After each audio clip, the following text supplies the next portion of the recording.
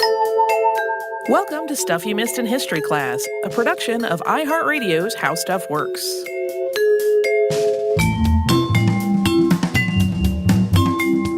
Hello and welcome to the podcast. I'm Holly Fry. And I'm Tracy V. Wilson. So today we are talking about a court case that was fairly famous in the 1860s, less known today. It is the Great English Convent case. The greatness that is referred to is definitely not in the sense of good. It's not really a very delightful case to hear about, but it speaks to the fervor of public interest surrounding it. It became really a sensational legal and cultural moment for Victorian England. And it was scandalous because it involved conflict within a convent. And the idea of hearing what went on behind the walls of such a place tucked away from the outside world was completely tantalizing to both the press and the public. And also, that was because it came at a time when it fed an already growing anti-Catholic movement in England. Additionally, it played on the shock of women being incredibly cruel to one another. And that was something that was even used by the plaintiff's legal team when speaking to the jury when this case went to trial. So there was an inherently salacious element to the proceedings as people eagerly waited for the juicier details of the case to emerge. One thing that we'll mention going in is that if you look up any documents on this, the names involved get spelled all manner of different ways. The plaintiff is, in most of the legal documents, just referred to as Miss Saurin, but her name was either Susan or Suzanne, depending on what you look at. Similarly, the primary defendant, Mrs. Starr, is also spelled Starr with 2 R's, Starr with 1 R. There is also a Mrs. Kennedy involved, sometimes spelled with 1 N, sometimes with 2. And I want to be clear that in the same legal document, these names will change spellings. So there's a lot of inconsistency about that. We're kind of going with the most commonly used ones. And we'll talk also about using their non-religious names versus their names as nuns a little bit. We're going with the non-religious names just for clarity. Heads up also, there's a lot of discussion and accusations of abuse and cruelty in the mix here. If those are sensitive things for you, this might not be the episode for you. Yeah, as I was reading it, I was reminded of like Mean Girls, but worse. Yeah, it's like a lot of fairly petty abuses, but they really accumulate in a way that is pretty upsetting and you could understand would be very trying. Yeah. So Susan Saurin was from a very devout Irish Roman Catholic family. She was the third daughter in her immediate family, although her parents didn't really want her to become a nun. Their other 2 daughters, her sisters, already were, but she really felt called to this. She finally convinced her family that it was the only life for her, and then visited a number of convents to try to find the right fit.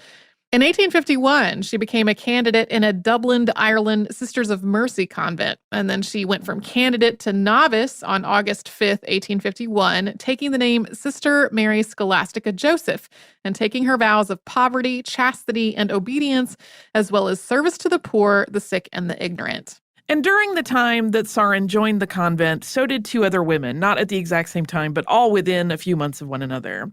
That's Mrs. Starr, whose religious name was Sister Mary Joseph, and Mrs. Kennedy, whose religious name was Sister Mary Magdalene. Both of those women had been married before they joined the convent. That is why they are Mrs.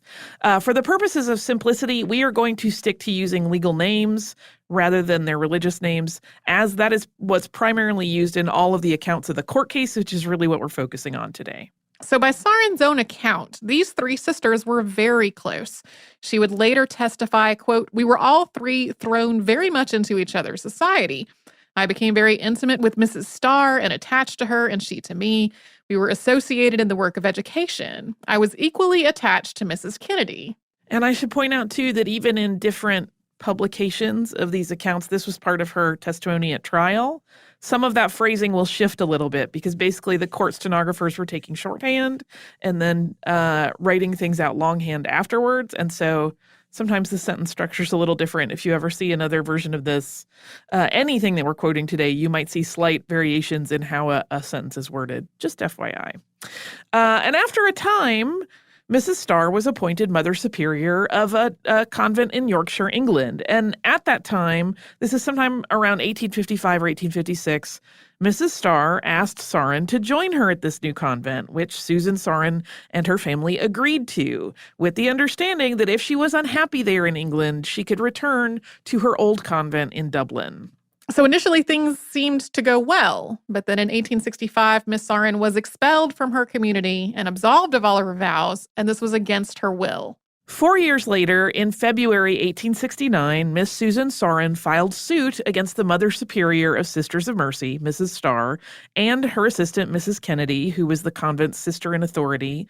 You'll see her listed as sister in authority or superior assistant. Sometimes the wording comes out different.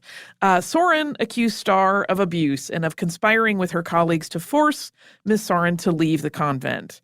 She also accused them of falsifying evidence, which was presented to a church bishop with the intent to have her expelled from the order. And to address damages to reputation and character, because after she was expelled from this life, she wasn't really prepared for another vocation, and she was shamed. She felt like she couldn't go into a lot of churches. So Miss Saurin was suing for £5,000. Proceedings began on February 3rd, 1869. Solicitor General John Duke Coleridge was the head of the plaintiff's legal team, assisted by Mr. Digby Seymour and a Mr. Wills. Henry Hawkins, George Mellish, and Charles Russell made up the defense's team of solicitors. The case was presided over by the Lord Chief Justice Sir Alexander Cockburn. And the charges, as outlined before the court on February 3rd, 1869, were noted by the court stenographer as follows. Quote, "This was an action brought by a professed sister of the Order of Mercy against the Mother Superior and a professed sister of the same order in the convent at Hull to recover damages for assault and conspiracy to drive her from the convent and have her expelled from the order." The declaration stated that the defendants, on diverse occasions, assaulted and beat the plaintiff, and they took her clothes and property from her and imprisoned her for a long time, whereby she was rendered sick and ill and greatly distressed in body and mind. The case, as it was laid before the court that day, went on to include a trover. That's a legal action to recover the value of property that was discarded by another person. This was going to cover a watch, some clothing, books, and papers.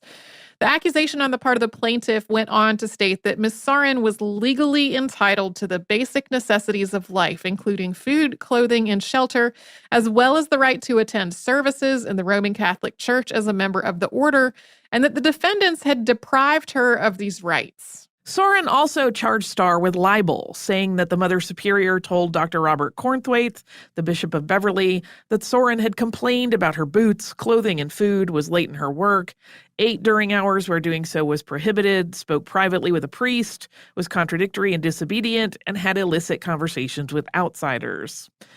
The defendants in this case actually paid the trover for the lost items at the outset, but then pled not guilty to all other charges. When Coleridge stepped up to make his opening statements, he said to the jury, quote, "You will have gathered from the opening of the pleadings by my learned friend Mr. Wills that the case which I have to bring to your attention is one a good deal out of the common way and requiring more than a common amount of your watchfulness and patience. The facts of it are strange and painful. They are strange and painful as a revelation of human nature. They are more strange and painful as a revelation of female nature. They are most strange and painful of all as a revelation of conventional female nature, showing what women are capable of when they shut themselves up from their kind and do violence to the instincts of their nature, and what mean and petty cruelty they can wreak upon sister women in the name of the God of love." And in an effort to perhaps temper the possibility of being called into question as attacking the Catholic Church, Coleridge made a point to mention repeatedly that both parties were of the same denomination. However, of course, he was vilifying convents and thus the Catholic Church in the process. And women also. Oh, women for sure. I mean, that's a big part of his case, is that, like, if you lock women up together, they'll just become animals. It's really quite terrible. He did also urge the jury to not let their bias regarding Catholics enter into their assessment of the matters at hand. This case stretched on for 3 weeks, and throughout it, the public just leaned in to hear more. The courtroom was full every single day of testimony, with both general public in attendance as well as a significant number of clergy. The case was so highly publicized and was seen as unprecedented, which also drew lawyers not involved in the proceedings to attend as spectators. And coming up, we will dig into the story of how Miss Saren's time in the convent really devolved and how that was relayed in the courtroom. But first, let's take a quick sponsor break.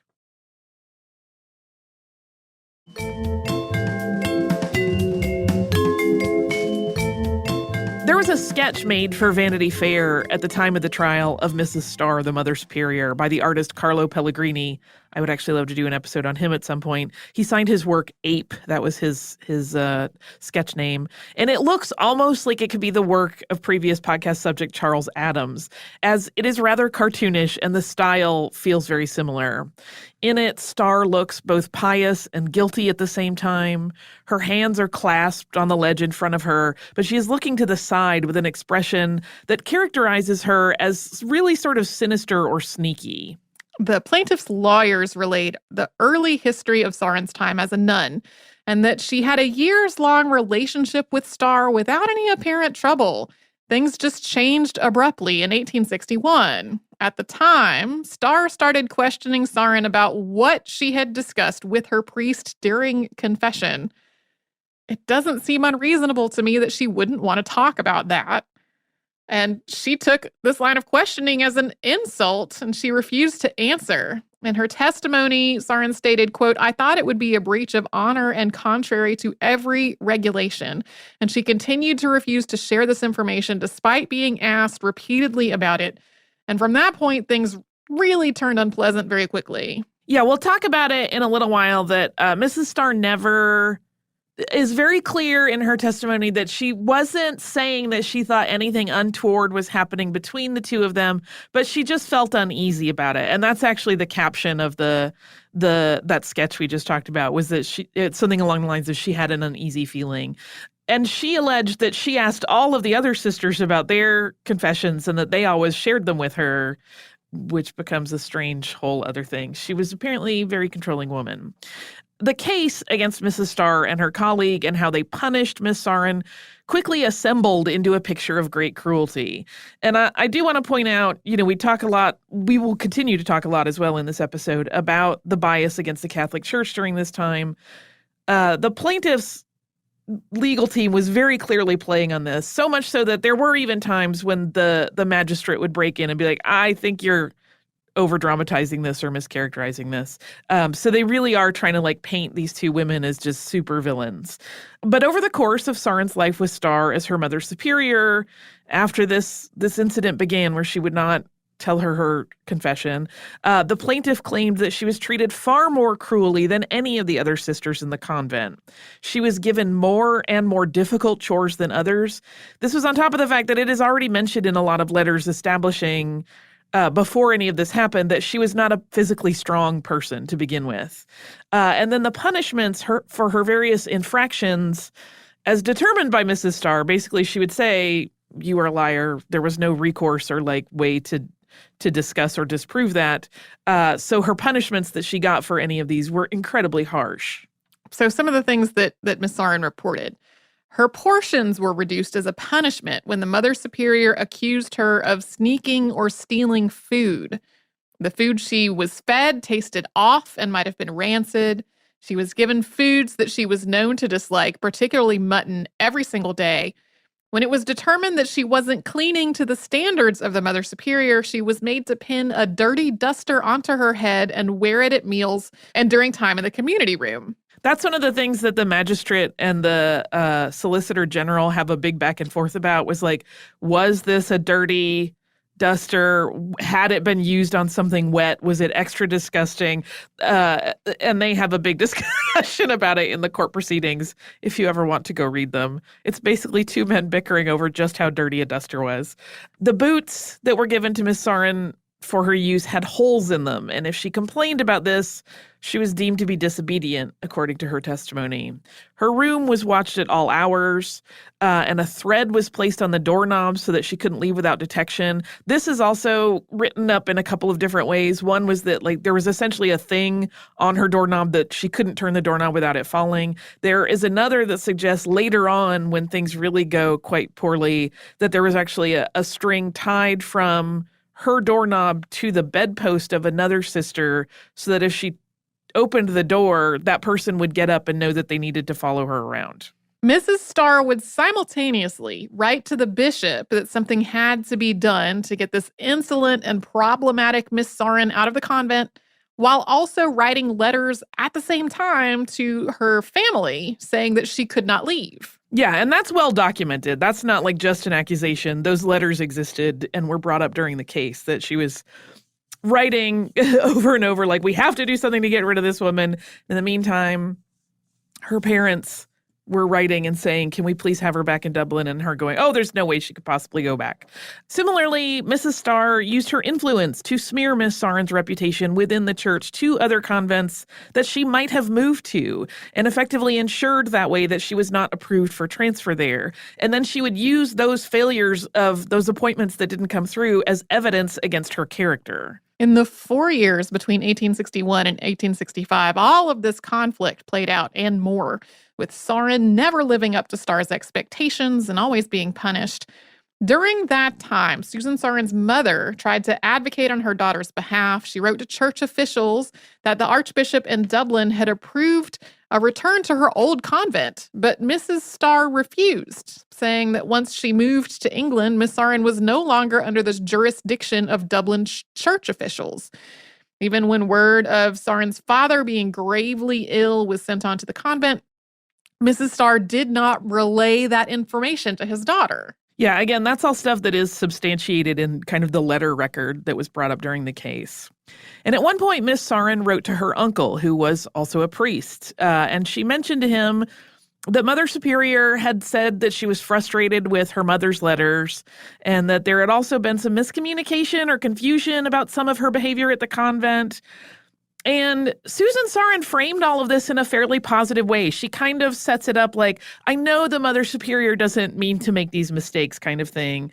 She suggests that she's not unhappy at all as a nun, but that she was just really unsettled there at her current convent and that she would like to move and that she was sure that things would right themselves if she could.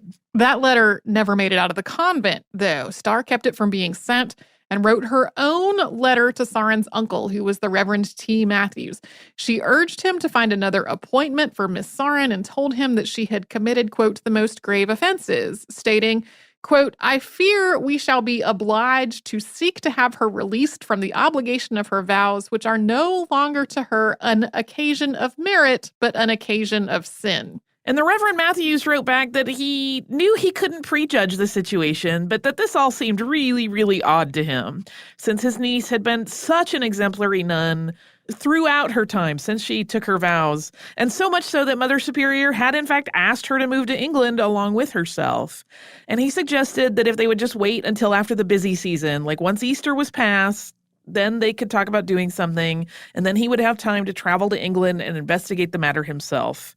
And the Mother Superior, Mrs. Starr, wrote that Miss Sarin had to be removed before Easter. In the meantime, Susan Sarin's mother and brother had visited the convent and were admitted only after having been turned away first.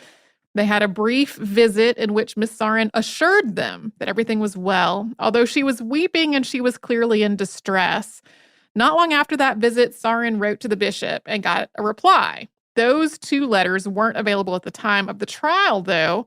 This communication incensed Mrs. Starr, and she made Miss Sarin confess publicly, including a written statement that she had written to her uncle without permission. She couldn't make her confess to having communicated with the bishop because that was her right as a nun. Yeah, that was what really made her angry. It was kind of you went over my head, that she made her confess to other letter writing that was not apparently okay without permission. And on August 4th, 1862, Mrs. Starr wrote a letter to the bishop herself to convey her chagrin, writing with emphasis that, quote, such intercourse with externs for such purpose is a violation of a most essential point of religious life. So what she was saying was that she felt that since Sarin had communicated with her uncle with the intent that he would help her move to a different convent, that she had sinned gravely, and that she should, quote, be released from her vows and be dismissed from the community. From that summer on, Starr started a whole new series of punishments. The Mother Superior told Sarin she could only write home once a year. The letters she received, including those from her father, who continued to be unwell, were heavily censored and then destroyed after she read them once with a witness present. She wasn't allowed any communication with her two sisters or her brother, who were also clergy. The reason that Mrs. Starr gave for all of that censorship was that she felt that in some of the letters, the family had either exaggerated or lied, and that she thought that was sinful, so she had struck it out so that Sarin, who was already, in her view, a mess, could not read more sinful things. And that was also why they destroyed the letters. It's a bit much. And as all of this was escalating at the convent, the Bishop Robert Cornthwaite had been in contact with Miss Sorin's uncle, who, as you recall, was also a priest. And so the bishop arranged to visit the convent and investigate everything as quickly as he could. And he arrived in November of 1862. He was already in the habit of making periodic visits to all convents, so it was not odd for him to have shown up there. It wasn't only for this purpose, but he was there in November. He reassured Miss Sarin after investigating that he thought she had done nothing wrong and that he would see that she would be treated more kindly and that she could come directly to him with any complaints and not complain to anyone else within the hierarchy.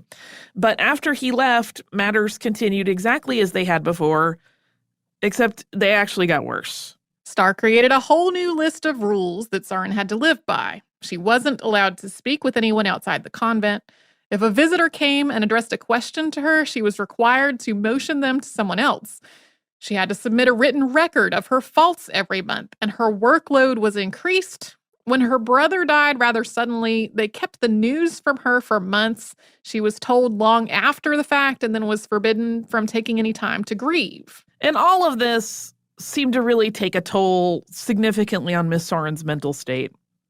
And in a lengthy letter that she wrote to Mrs. Starr during a retreat, her writing takes on a very unsettling tone, and it really starts to exhibit the language of someone who has been systematically abused and has come to believe that what their abuser is telling them is in fact the truth.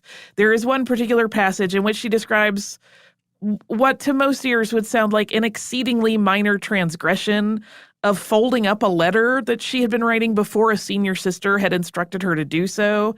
And then after talking about this, she writes this rather heartbreaking to me line of, I am always, I believe, to be doing things wrong. And then she also goes on in that same letter, which is quite lengthy, to describe a recent confession in which she was troubled that the priest didn't seem to understand how sinful she was. And she wrote, quote, I really tried to make him think me as bad as I did myself. Sarin's brother, who was a priest, visited, and this visit left him unsettled. After being allowed less than 15 minutes with his sister and seeing her looking and behaving unlike herself, he wrote to the bishop, who questioned Mrs. Starr on the matter. She replied that, quote, the presence of Sister Scholastica amongst us is a very heavy cross. She is an enemy living in our midst. And we're going to continue to talk about the last months of Miss Sarin's time at the convent in just a minute. But first, we'll take a break from all of this rather sad and disturbing tale and have a moment of thanks for one of the sponsors that keeps this show going.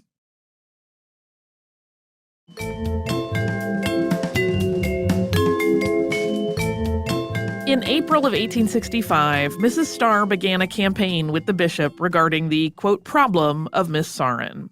She asked the bishop to appoint an investigative committee with the intent that Sarin would ultimately be dismissed. And over the course of numerous letters, the Mother Superior made Miss Sarin out to be a sort of poison on the convent, ruining virtually everything about their otherwise harmonious life and making everyone anxious. This is according to Mother Superior. And she threatened to resign, writing, quote, "I do not possess the virtue and talent to govern in trying circumstances. It is a fault of character in me, which time has rather increased rather than lessened, that I take things too much to heart and am too solicitous about those who are under my care." The bishop replied on April 30th, 1865, that it was not possible for him to accept Mrs. Starr's resignation. He encouraged her to have faith in God. He stated that if it truly was a case where the Mother Superior or the sister must go, that the sister should be the one to leave. He had never seen the problem with Sister Scholastica, but he couldn't let one of his convents go without a leader. And Starr's follow-up letter after he says, no, you can't quit, kind of brings up the same idea, that she, Mother Superior, will leave and that Miss Sarin doesn't even need to know that she was the cause.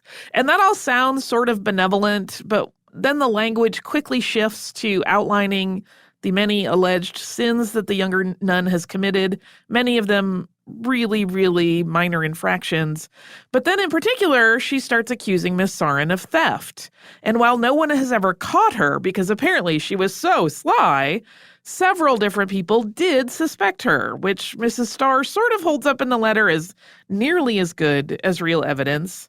This is where I beg you to keep in mind that Mrs. Starr, as Mother Superior, was very influential, so it seemed like most of the other nuns went along with whatever she said in such matters. Starr even accused Sarin of stealing food from the children who came to the convent for school, that she was stealing their dinners, although none of the children or their parents ever reported such a thing. There's no record of any kind of complaint along those lines. In order to investigate this possibility of theft, Sarin was forced to undress in front of Starr and her assistants in order to see if she was concealing stolen food or other items. This was done twice, once in May of 1863 and another time in December of 1865. In each case, there was no evidence of any misappropriated goods or food, but the experiences were humiliating. And this was not something she alleged, like this was acknowledged. Yes, this absolutely happened, and was defended as the only way they were ever going to know for certain if she was a thief. And they, the plaintiff's legal team makes the case that if they had found even a crumb, if they had been able to find essentially a molecule of a thing, they would have reported it because that would have been their evidence, but they never found anything. The bishop finally acquiesced after all of this discussion to Starr's request, and a committee was assembled to review the case, and ultimately Miss Sarin was expelled from the community.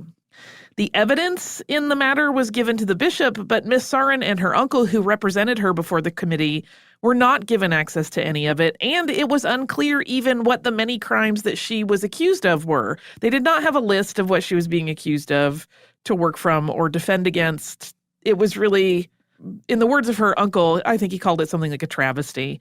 And when the court case went to trial, no copy of that evidence that allegedly went before the committee could be obtained.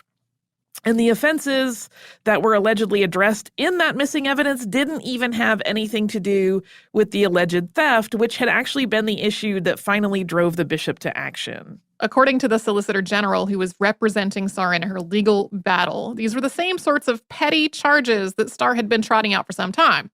That Sarin had been disobedient, that she had written letters without permission, that she had eaten buttered toast, and that she had been eating cake. During the trial, those last two were met with some laughter in the courtroom.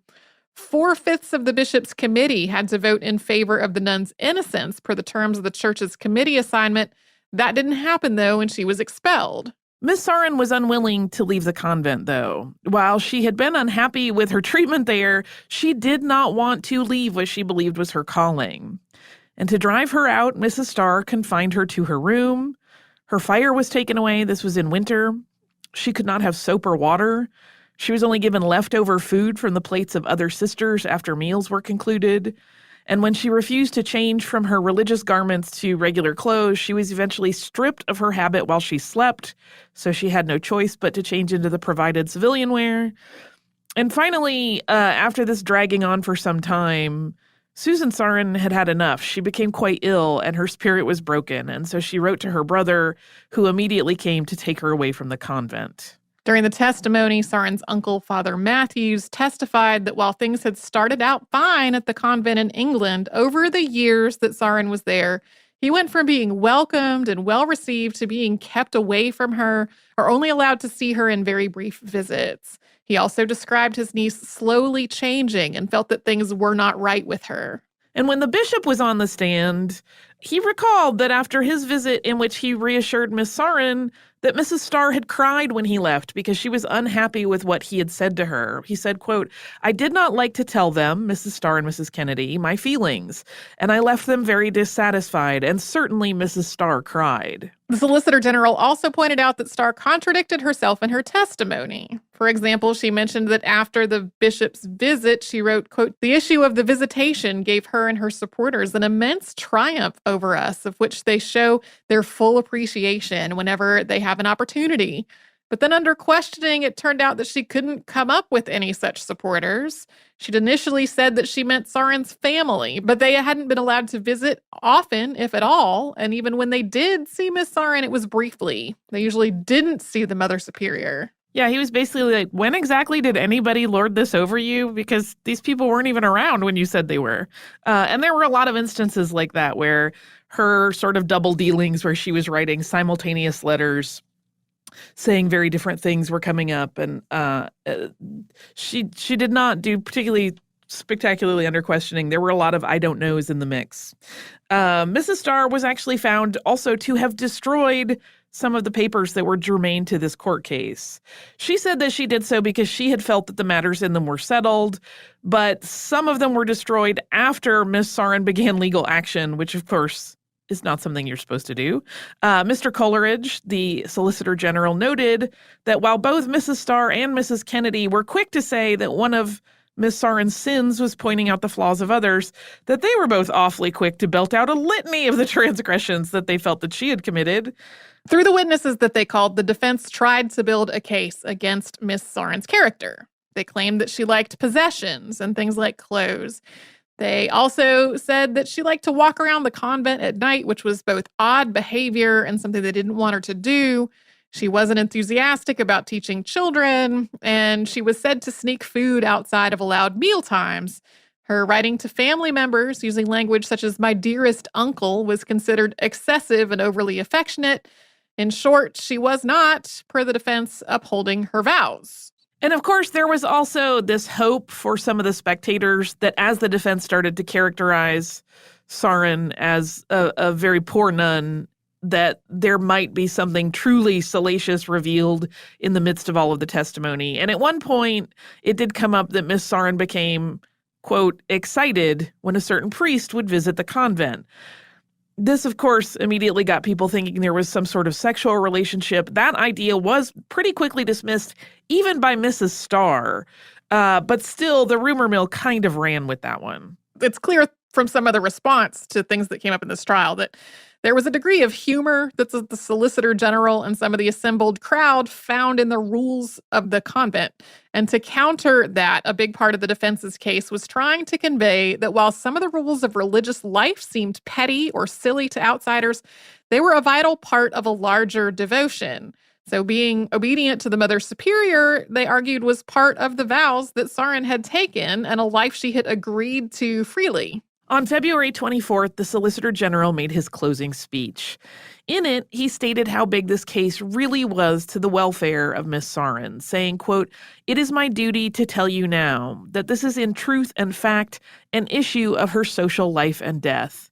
It is a question whether she is to be permitted to continue the life to which she has devoted herself, to which she is intimately wedded and passionately attached, or whether she is to be flung back upon the world which she believed she had left forever, and for which she is now entirely unsuited, with a stain upon her character which no lapse of time can ever avail to efface." He also took the opportunity to point out that the convents of England were, in his view, operating under such a veil of secrecy that it allowed these kinds of abuses to happen. He pointed out how in this particular case, all the cruelty brought to bear by Mrs. Starr seemed really against what he knew of Christianity. Yeah, he definitely uses that tactic of going, look, I'm not a clergy member. I wouldn't claim to be an expert on religion, but what I know of Christianity, this doesn't seem to fall in line with. Yeah, there's a difference between being strict and bullying someone. Yes. The jury reached its verdict on February 26, 1869, after deliberating for less than an hour. And while a number of papers actually reported that things seemed to be stacked in favor of the defendants, the jury found in favor of the plaintiff on the counts of libel and conspiracy. Sarin was not, however, awarded the 5,000 pounds that she had sought. She was awarded 500. This wasn't the end of it, though. Starr and her staff appealed the jury's decision, but this second wave of legal action didn't get all the attention that the first one had. It faded from the public eye as other cases rose up and came into focus, and it never made it to trial. In April of 1870, the matter was settled out of court. And this trial, and particularly Mrs. Starr's testimony in it, really only fanned the flames of suspicion against the Catholic Church and a general anti-Catholic sentiment in England. That was, of course, in place long before Miss Sarin brought her case to the court.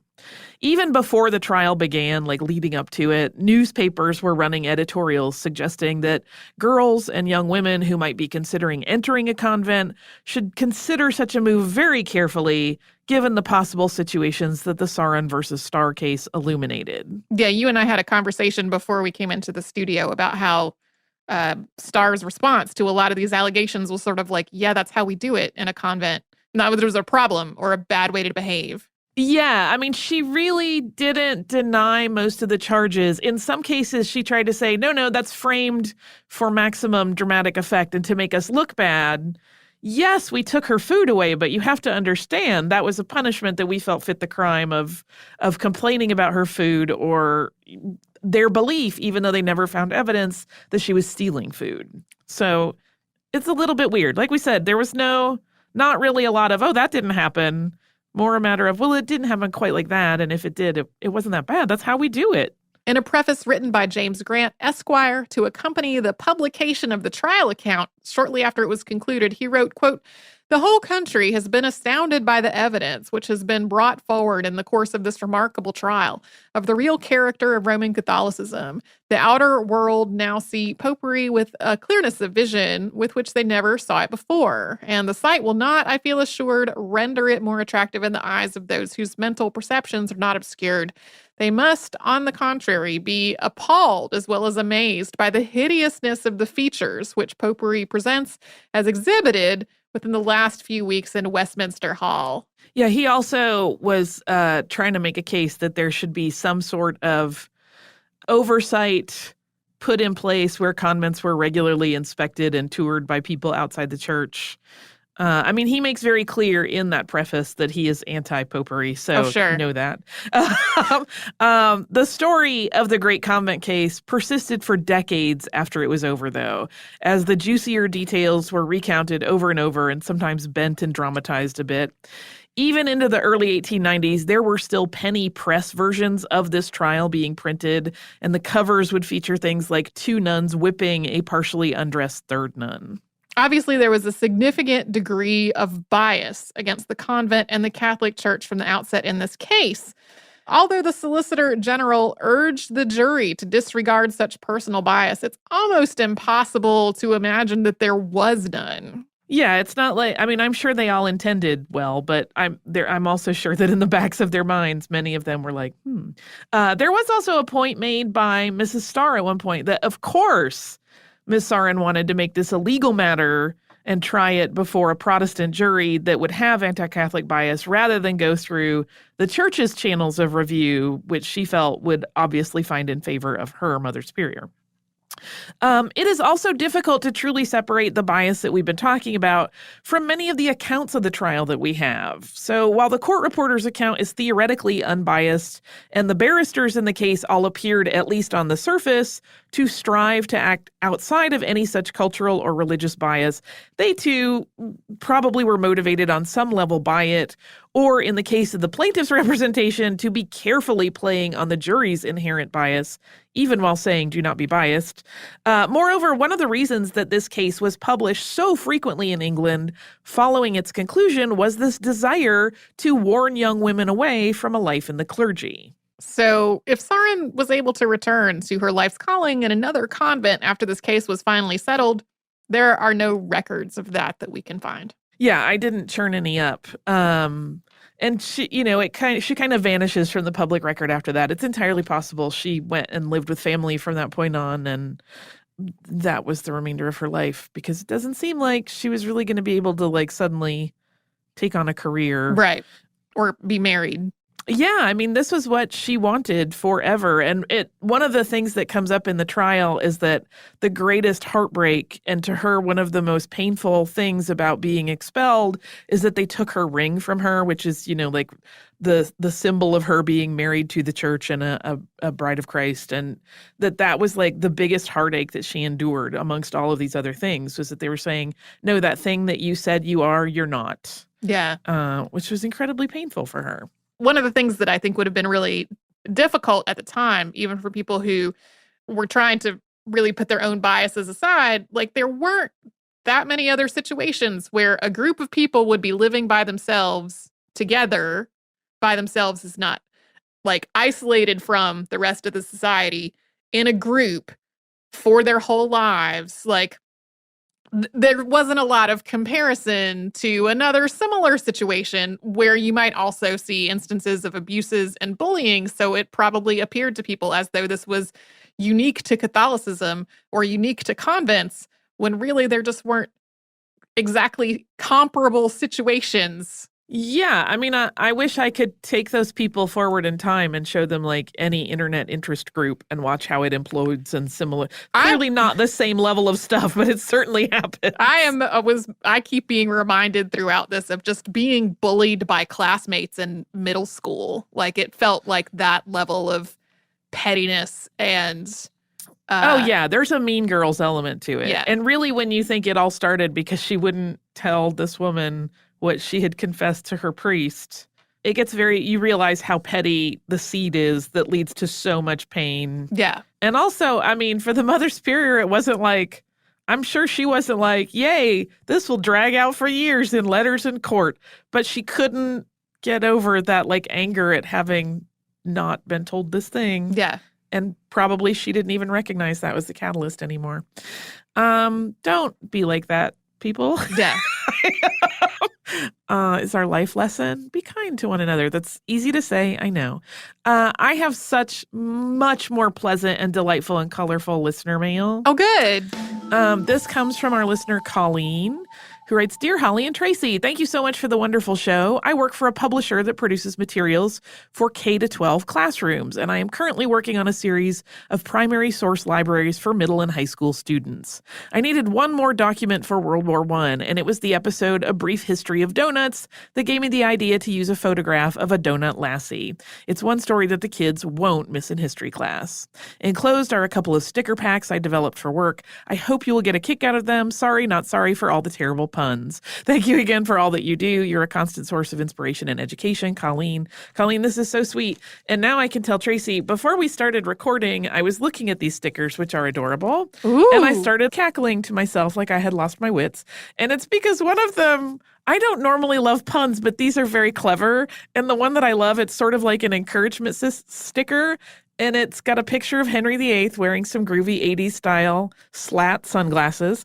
And it says great, but the great is spelled Grvii. And that just tickled me to pieces. That's great. There are also great ones with fierce Genghis Khan and Too Legit Elizabeth I, among others. They're fabulous, and I love them. So thank you so much, Colleen. You can write to us at historypodcast@howstuffworks.com. You can find us everywhere on social media as Missed in History. MissedInHistory.com is also the website URL if you want to come and visit and find all of the episodes that have ever existed. And if you would like to subscribe, that sounds like a grand plan to us. You can do that on the iHeartRadio app, on Apple Podcasts, or wherever it is that you listen to your podcasts.